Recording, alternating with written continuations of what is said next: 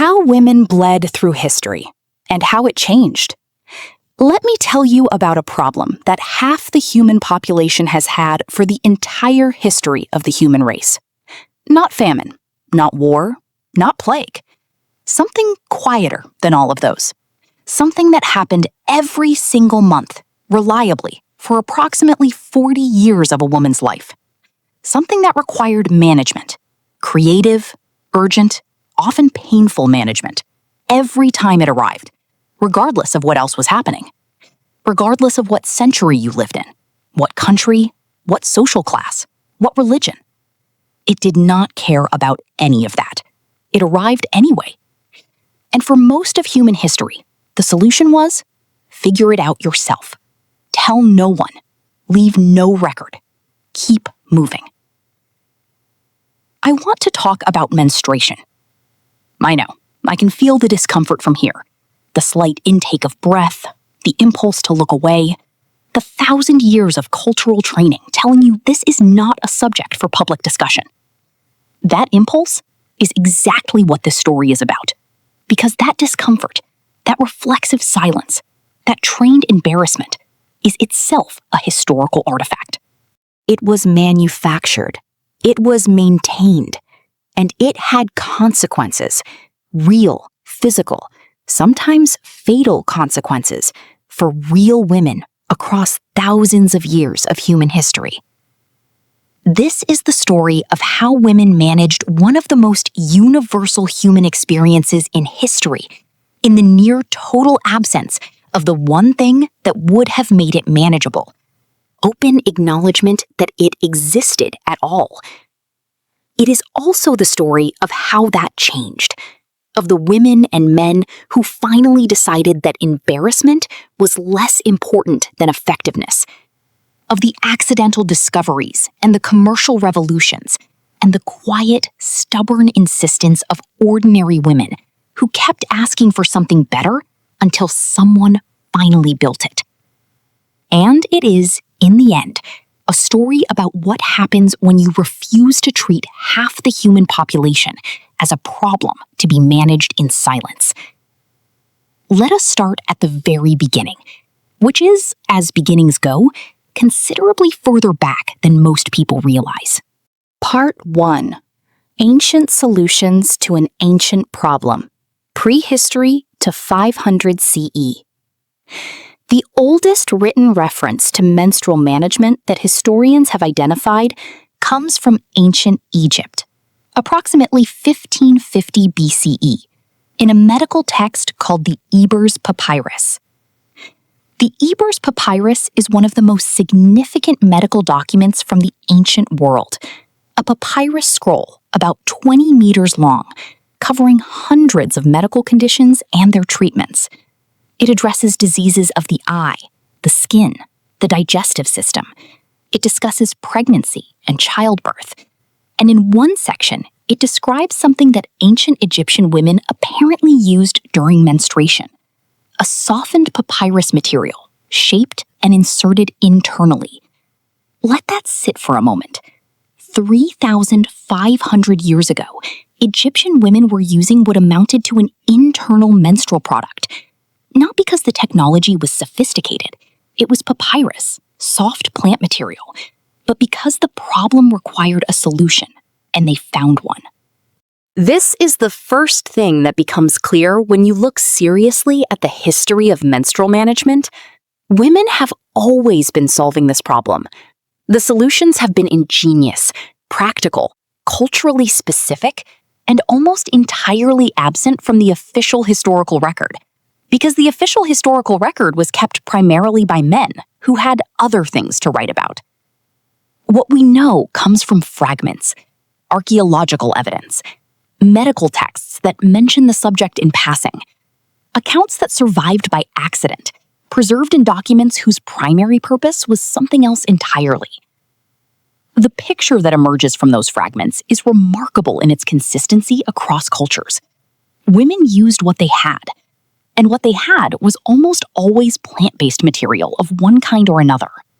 In ancient Greece, the physician Hippocrates, writing in approximately 400 BCE, described women using small pieces of wood wrapped in lint as internal menstrual products. Whether this description was accurate or theoretical is debated among historians, but it indicates that the question of menstrual management was at least within the scope of medical thinking, even in the ancient world. The Romans were more practical about bodily functions than most ancient cultures, and left slightly more documentation. Roman women, according to several surviving references, used wool, processed, cleaned wool, shaped into pads worn externally. Wool has natural absorbency and was available across the Roman world in significant quantities. It was reusable, washable, and readily available to women at almost every economic level. This is the pattern that would hold across most of human history. Reusable fabric materials, washed and reused, month after month, year after year. Not because women preferred this system, because there was no alternative system. The class dimension of this is important and consistently overlooked. Wealthy women in almost every ancient and medieval culture had access to better materials, finer fabrics, more of them, servants to launder them, private spaces in which to manage the process discreetly. Poor women had access to whatever they could make from whatever they had. Rougher cloth, plant materials. In some documented cases, nothing at all. Simply the management of clothing and positioning to minimize evidence. The economics of menstrual management have been a constant throughout its history. Better solutions have consistently been available first to women with resources, and the gap between what wealthy women could access and what poor women could access has been, at various points in history, genuinely significant. Every major ancient civilization that left sufficient records shows evidence of cultural and religious attitudes toward menstruation that complicated the practical management problem considerably. In ancient Hebrew religious law, codified in Leviticus, menstruation created a state of ritual impurity called nida. A menstruating woman was considered unclean for 7 days and could not be touched by her husband during that period. Everything she sat or lay on was considered impure. This was not framed as a practical accommodation. It was a religious prohibition with significant social force. Similar restrictions appear in ancient Hindu texts, in various indigenous traditions across Africa, Asia, and the Americas, and in the records of numerous other ancient cultures. The specifics vary enormously. The underlying structure is remarkably consistent. Menstruation is marked as a state requiring separation, restriction, and concealment. The consequences of these attitudes for the practical management of menstruation were significant and often contradictory. On one hand, the cultural imperative to conceal menstruation created enormous practical pressure.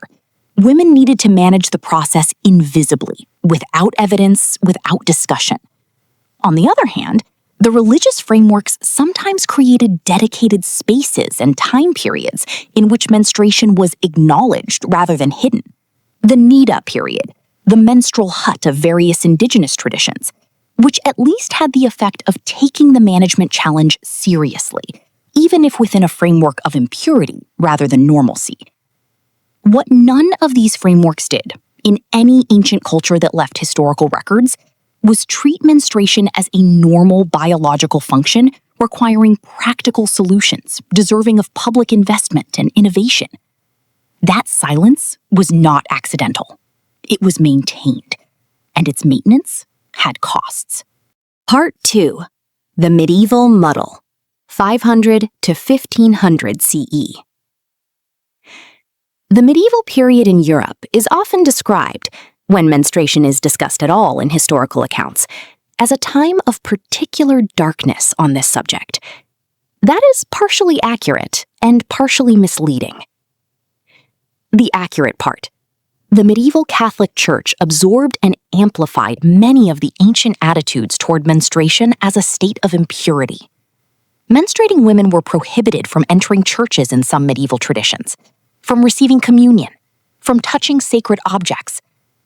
Medical theories derived from ancient Greek humoral medicine treated menstrual blood as toxic.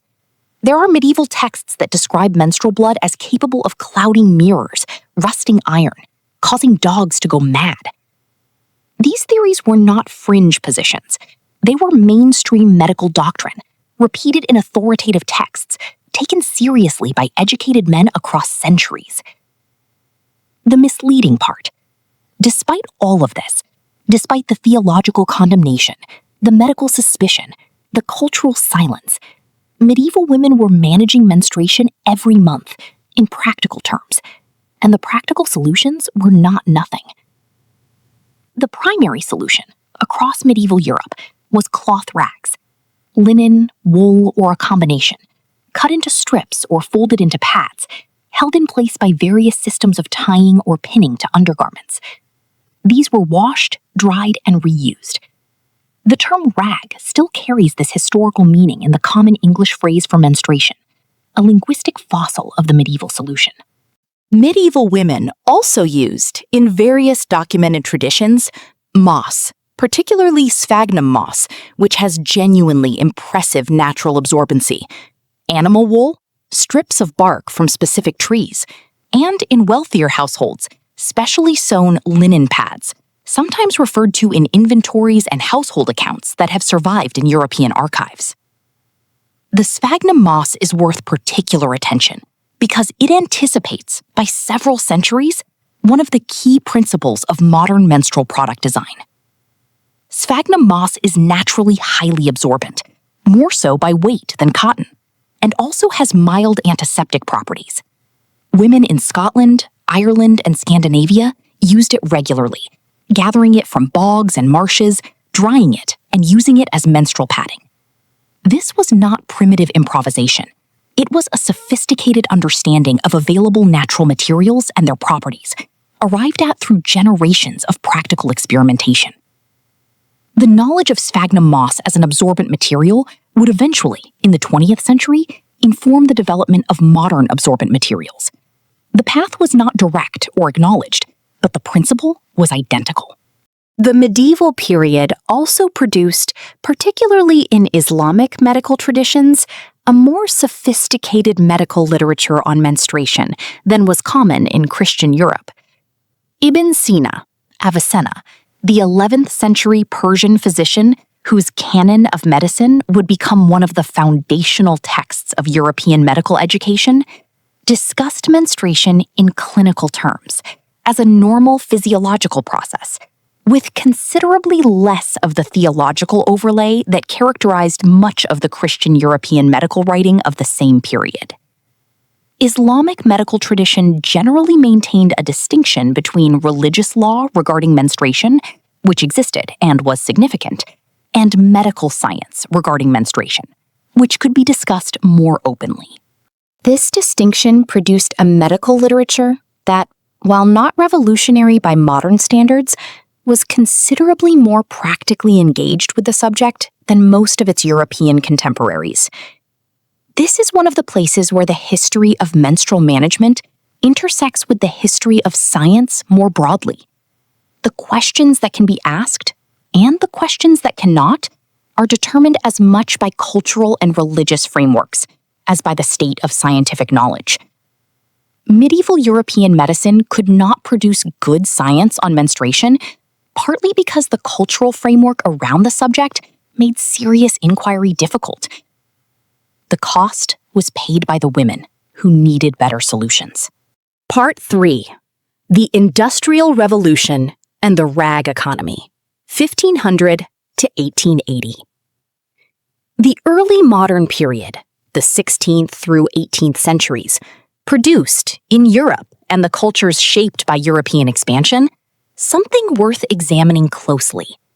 A growing commercial economy in cloth and textile products, and the beginnings of what might be called a domestic hygiene industry.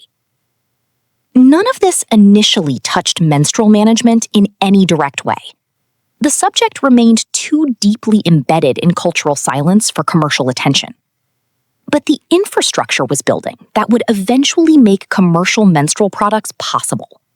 Textile manufacturing, disposable paper products, a growing middle class with money to spend on hygiene, and the beginnings of a medical and scientific establishment willing to take women's bodies seriously as subjects of study. The word menstruation itself became more common in medical and general writing during this period, a shift from the various euphemisms and Latin circumlocutions that had characterized earlier medical texts. This linguistic shift matters more than it might appear. You cannot develop solutions to problems that cannot be named. The practical situation for most women, however, changed slowly. The cloth rag system remained the primary technology throughout this entire period and well into the 19th century. What changed was the quality and accessibility of the cloth available for this purpose. As textile manufacturing industrialized, cotton cloth became significantly cheaper and more widely available, improving the practical quality of the homemade solution without changing its fundamental character. Working-class women in the mills and factories of the Industrial Revolution faced a specific version of this challenge that has been documented in labor history. The combination of physical labor, 12 to 16-hour workdays, and the complete absence of any private space or time for menstrual management created working conditions that were, by any reasonable standard, significantly worse for women than for men. Factory owners were not unaware of this. The question simply was not considered their problem to solve. The first commercial menstrual products appeared in the 1880s, and the story of their emergence is more complicated than a simple narrative of invention would suggest. The Hoosier sanitary belt, manufactured in the United States in the 1880s, is often cited as one of the first commercially available menstrual management products, a rubber belt with attachments for holding cloth pads in place. Similar products appeared in Europe during the same decade. These early commercial products were not revelations. They were improvements on existing practice. The cloth pad held in place by a commercial mechanism rather than a homemade one. But their existence marked something significant. For the first time, menstrual management was acknowledged as a commercial problem with a commercial solution. Products were manufactured, advertised, and sold. The advertising of these early products is itself historically fascinating and revealing. It required discussing the purpose of a product that cultural norms said should not be discussed. The solutions that advertisers arrived at, euphemism, coded language, images that suggested without stating, text that implied without specifying, established patterns that would persist in menstrual product advertising for the next century and beyond. The language of hygiene became the primary framework. Not menstruation, but sanitary protection. Not menstrual blood, but that time of the month. Not a biological function, but an unnamed inconvenience whose management was a matter of female propriety and cleanliness. This framework was not simply evasive, it was commercially effective and culturally powerful. It positioned menstrual management as a hygiene problem, clean versus unclean, rather than a physiological problem, blood flow that requires practical management. The hygiene framing carried with it the implication that menstruation was inherently something to be sanitized, contained, and hidden, rather than a normal biological process requiring appropriate tools. That framing would shape the industry and the cultural conversation around it for generations. Part 4. Cellucotton and the accident that changed everything. 1914 to 1939. The First World War changed many things. It changed one thing relevant to this story in a way that nobody planned and nobody could have predicted. Kimberly-Clark was an American paper and wood pulp company. During the First World War, they developed a processed wood pulp material called Cellucotton, a soft, highly absorbent material produced from wood fiber, developed as a substitute for surgical cotton, which was in short supply due to wartime demand. Cellucotton was produced cheaply, in large quantities, and distributed to military field hospitals as bandaging material. The nurses in those field hospitals did what people throughout human history have done, when faced with a practical problem and an available material. They improvised. American and European nurses stationed in field hospitals during the First World War began using Cellucotton as menstrual padding. It was far more absorbent than cloth. It was disposable, which meant it did not need to be laundered in field conditions, where laundry was already a significant logistical challenge. And it was available in quantities that made regular replacement practical. The nurses reported this use informally, to each other, and eventually to the medical supply chain. Their reports made their way to Kimberly-Clark. Kimberly-Clark saw a market. In 1920, Kimberly-Clark launched Kotex, the first mass-market disposable menstrual pad. The name was a contraction of cotton texture. The product was a disposable Cellucotton pad in a standardized form, packaged for commercial sale. The launch did not go smoothly. The commercial challenge Kotex faced was not manufacturing or distribution. It was the same challenge that had characterized menstrual product advertising since the 1880s. How do you sell a product whose purpose cannot be stated publicly? Department stores, the primary retail channel for women's products in 1920, refused in many cases to stock Kotex. Pharmacists refused to display it prominently. Newspapers refused to accept advertisements for it. The reason given, consistently, was propriety.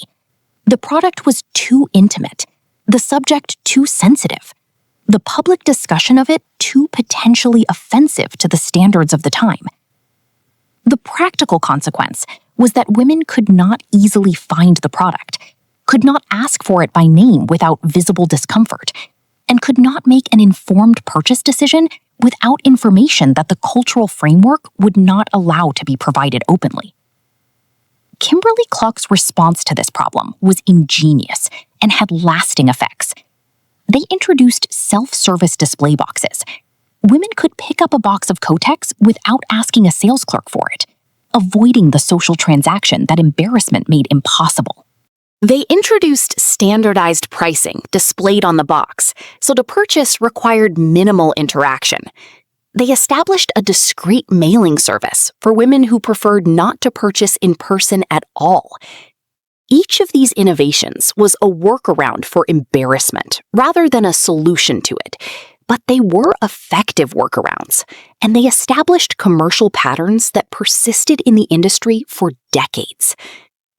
The advertising strategy that Kimberly-Clark eventually developed, working with advertising agencies to find language that communicated the product's purpose without naming it directly, became a template for the industry. The word sanitary replaced the word menstrual in virtually all commercial and public contexts.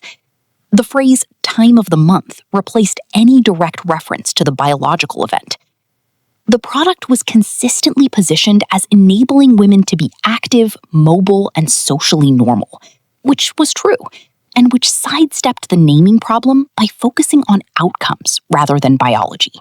2 years after Kotex, in 1922, another product entered the market that would eventually rival and eventually surpass pads in adoption: the commercial tampon. The internal menstrual product had, as we have seen, a history reaching back to ancient Egypt. But the commercial tampon as a standardized, mass-produced product was new. Earl Haas was an American physician and inventor who in 1929 patented a design for an applicator tampon, a compressed cotton absorbent inserted internally using a cardboard applicator tube. He called his invention the Tampax, and he was motivated, by his own account, by his wife's discomfort with the pad system and her suggestion that there must be a better way. Haas tried to sell his patent to several large companies. They were not interested. The product was too controversial, the cultural barriers to marketing it too significant. He eventually sold the patent in 1933 to a businesswoman named Gertrude Tendrick for $32,000. Tendrick formed the Tampax Company and began manufacturing and selling the product herself. She was not a physician or a scientist. She was an entrepreneur who recognized a genuine need and was willing to navigate the cultural obstacles to meeting it.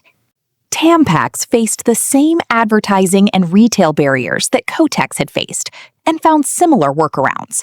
But it also faced an additional obstacle. The internal nature of the product generated significant medical and moral controversy. Physicians debated whether internal menstrual products were safe. Religious authorities in several traditions objected to them. Questions about whether they were appropriate for unmarried women, with the implication that internal products might interfere with virginity, were raised in public discourse with a seriousness that, from a modern perspective, is difficult to fully credit. None of this stopped the product. Women who tried it found it preferable to the alternatives for many situations, and told other women. The word of mouth spread that the advertising could not provide directly. Gertrude Tendridge built Tampax into a significant commercial enterprise. She is one of the largely unacknowledged founding figures of the modern menstrual products industry. Part 5. The Advertising Wars and the Body That Must Not Be Named, 1930 to 1970. By the 1930s, the menstrual products industry was commercially established. Kotex and Tampax dominated an American market that was growing rapidly, and similar products were spreading across Europe and other parts of the world. The manufacturing was efficient, the products were effective, and the commercial case was clear. What remained almost entirely unchanged was the cultural framework. The language of menstrual product advertising between 1930 and 1970 represents one of the most sustained exercises in commercial euphemism in the history of marketing. The products were sold, consistently and almost without exception, through a vocabulary that could not name what it was selling. Sanitary protection, monthly needs, that certain time, personal hygiene, feminine protection. The imagery was similarly constrained. Women in white clothing, women playing tennis, women walking confidently through public spaces. The message always being that the product enabled normalcy, that it made the user indistinguishable from a woman without a monthly problem to manage.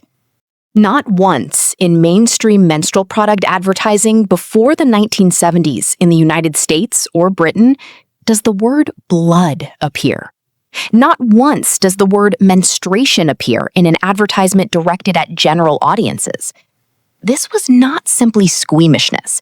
It was a calculated commercial decision maintained by an industry that had correctly determined, or believed it had correctly determined, that naming the reality would make the advertising unacceptable to broadcasters, publishers, and retailers, and that the silence was commercially tolerable. The cost of that calculation was paid in other ways. A young woman encountering menstruation for the first time in the 1950s could purchase Kotex and Tampax at any pharmacy, could access a product that worked well, and could navigate the process with reasonable practical support. What she could not access through any mainstream commercial channel was a frank discussion of what was happening in her body, what was normal and what was not, what the range of experience actually looked like. The silence that the industry maintained for commercial reasons merged with and reinforced the silence that families, schools, and medical institutions maintained for social reasons. The result was a generation, many generations, of women who managed a biological reality that was simultaneously universal and unspoken. The medical establishment's relationship to menstruation during this period was not uniformly negative, but it was complicated by assumptions that seem, from a modern vantage point, extraordinary.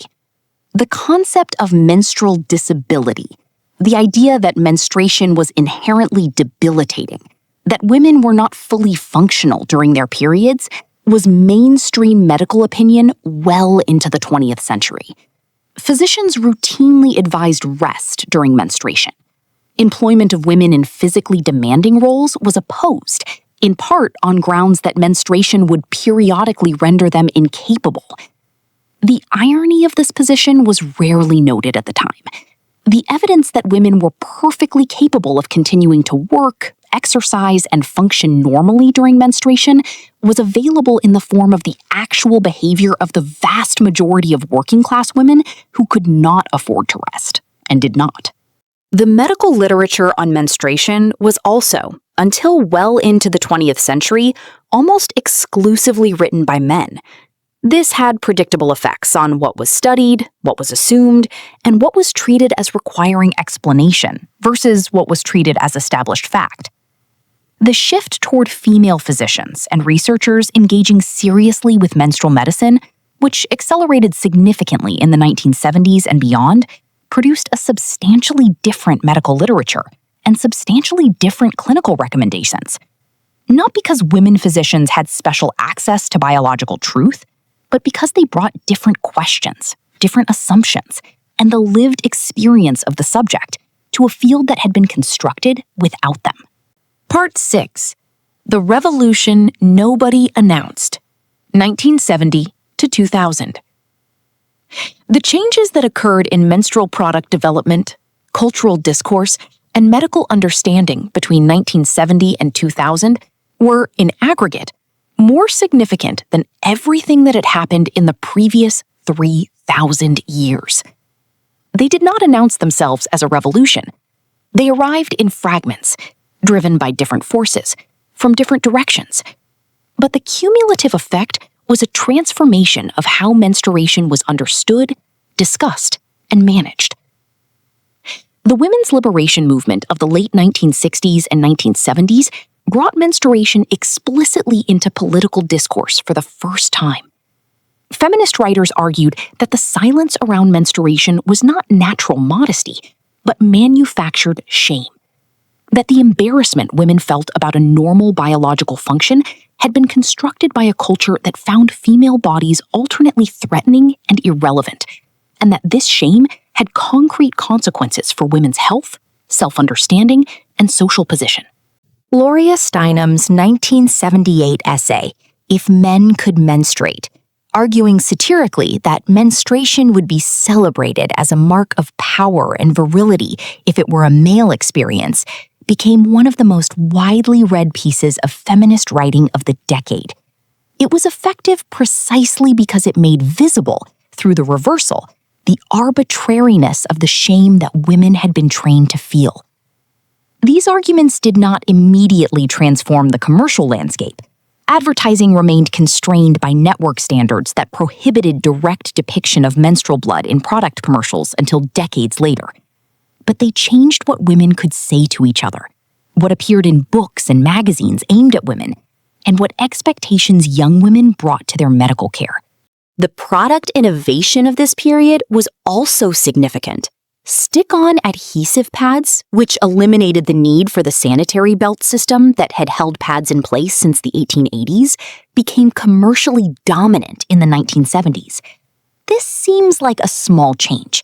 In terms of usability and the practical experience of wearing a menstrual product, it was enormous.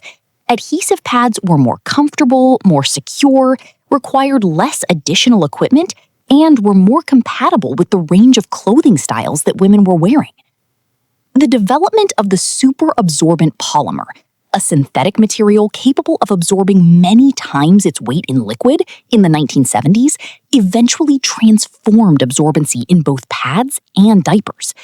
Applied to menstrual products over the following decade, it allowed thinner products with greater absorbency, a combination that made pads significantly less bulky and more comfortable than their predecessors.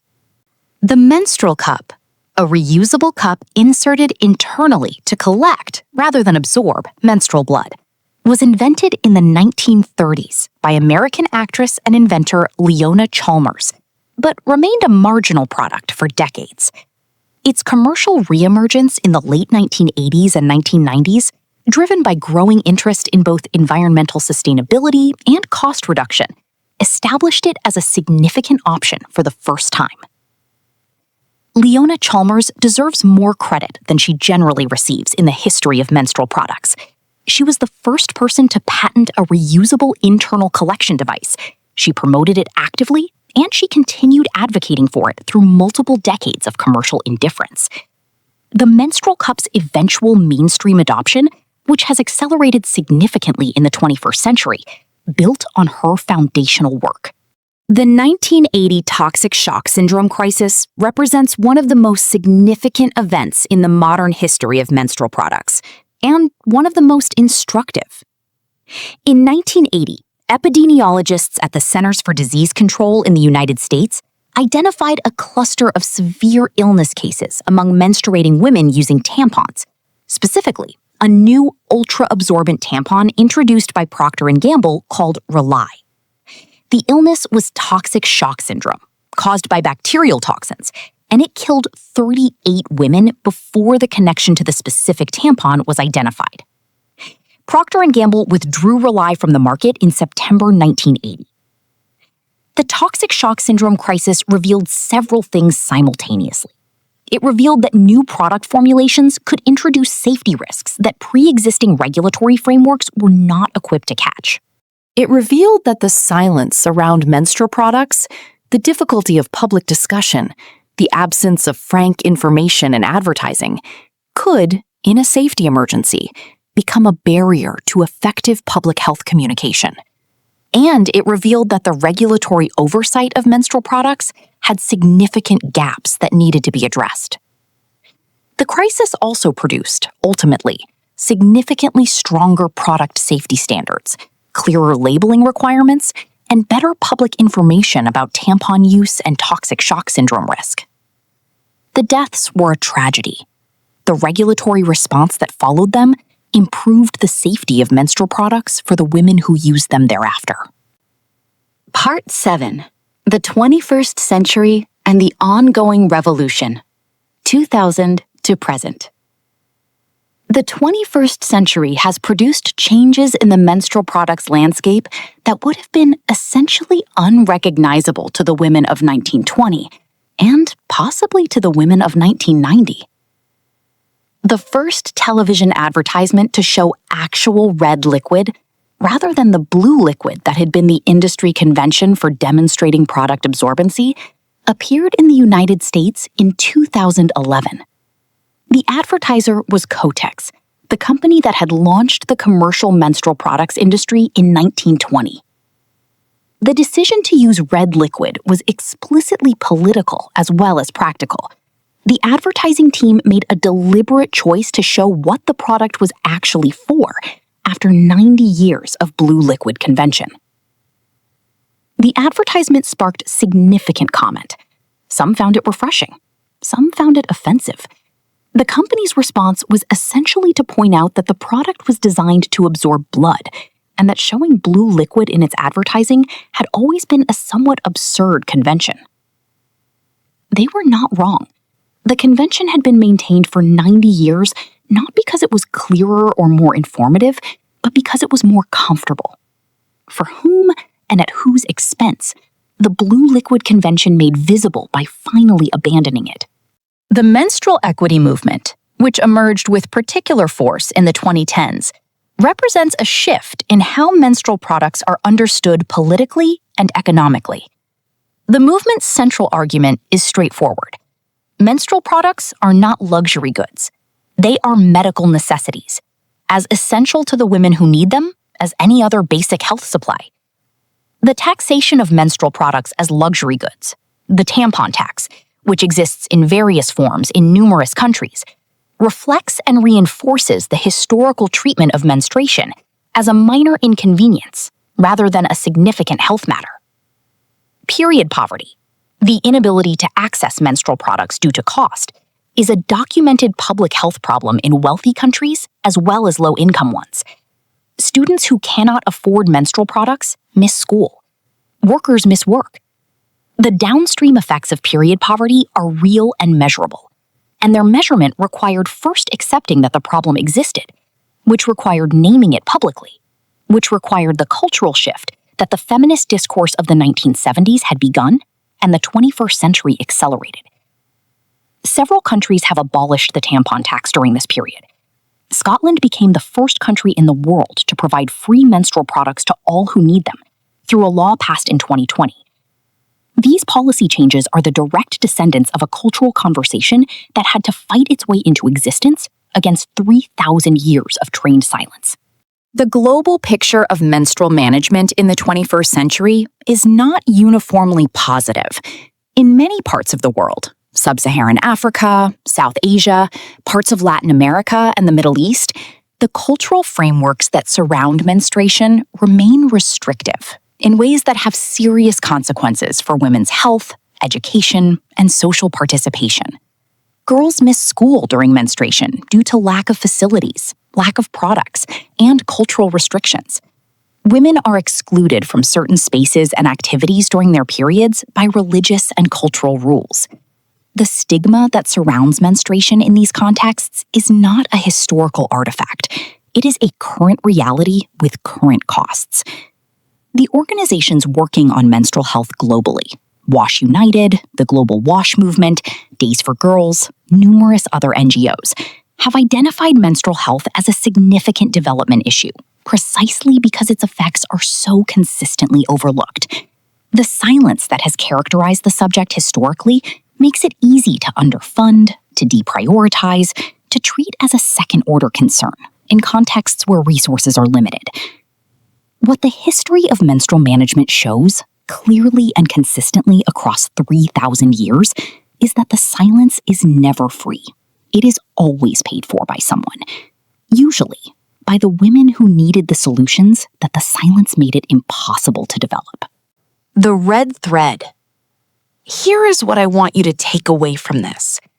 The sanitary pad, that ordinary, unremarkable, plastic-wrapped object available in every pharmacy in the developed world, is the product of 3,000 years of women solving a problem with whatever they had available, in the near total absence of the resources that should have been directed at solving it. Egyptian women with papyrus, Scottish women with sphagnum moss, Roman women with wool, medieval women with linen rags, Victorian women with homemade cotton pads, WW1 nurses with Cellucotton, Earl Haas's wife, who said there must be a better way, Gertrude Tendrick, who bought the patent nobody wanted and built a company from it, Leona Chalmers, who invented the menstrual cup and spent decades being ignored, the nurses who reported what they had discovered about Cellucotton to Kimberly-Clark and set the modern industry in motion. None of these women were celebrated as pioneers at the time. Most of them were not celebrated ever.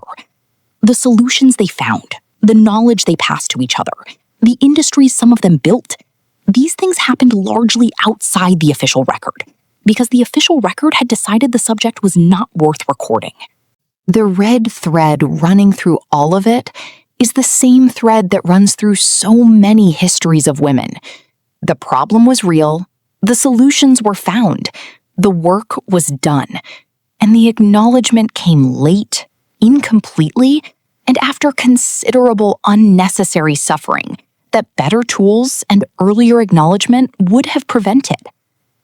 We are living in the first era in human history where menstruation is discussed openly enough, researched seriously enough, funded adequately enough, partially, imperfectly, with significant gaps remaining, to actually develop the solutions that the problem has always deserved.